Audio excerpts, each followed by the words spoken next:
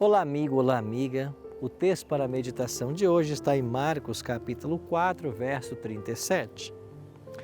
Ora, levantou-se grande temporal de vento, e as ondas se arremessavam contra o barco, de modo que o mesmo já estava a encher-se de água. Embora não compreendamos plenamente em que grau Satanás afeta o mundo natural, a Bíblia revela que sua influência está ali, como vemos, por exemplo, na história de Jó.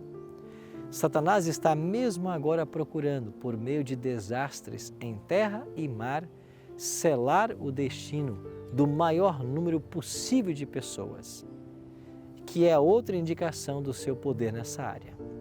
Certamente, em meio aos desastres naturais aparentemente incessantes que atingem o mundo, vemos a realidade do grande conflito se desenrolando na Terra.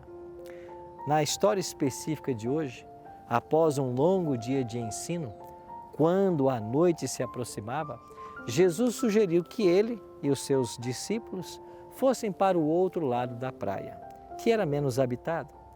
Mas no meio da viagem, uma feroz tempestade de vento os apanhou de repente e as ondas se chocavam contra o barco.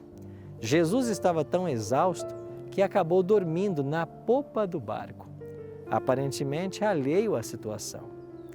Uma vez que os discípulos estavam tão ocupados em lutar contra a tempestade, talvez tenha se passado algum tempo antes de perceberem de que Jesus estava dormindo.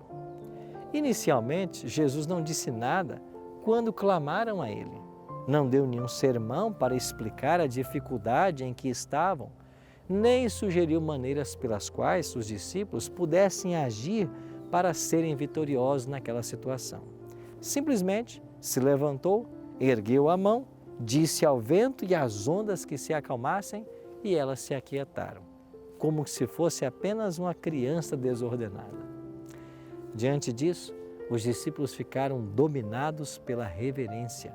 Possuídos de grande temor, diz o texto, eles começaram a dizer um para o outro: quem é este que até o vento e o mar lhe obedecem? Embora existam muitas lições preciosas nessa história, nela vemos a extensão do poder de Jesus e assim a nossa necessidade de confiar nele, não importando o que aconteça. O Senhor tem poder até mesmo sobre a natureza.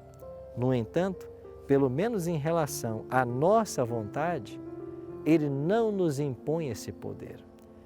O que isso nos diz sobre o cuidado que devemos ter em relação ao uso do livre-arbítrio?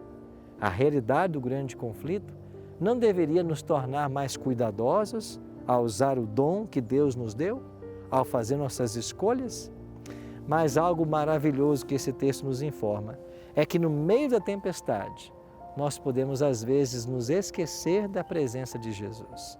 Por isso, mesmo que venham as dores, o sofrimento e as lágrimas, não se esqueça, Jesus está presente. Ele vê toda a situação e Ele vai estar aí ao seu lado para te socorrer na hora que você mais precisar. Vamos orar por isso hoje? Pai querido, muito obrigado porque às vezes o nosso pequeno barquinho pode sossobrar de um lado para o outro nas ondas da vida.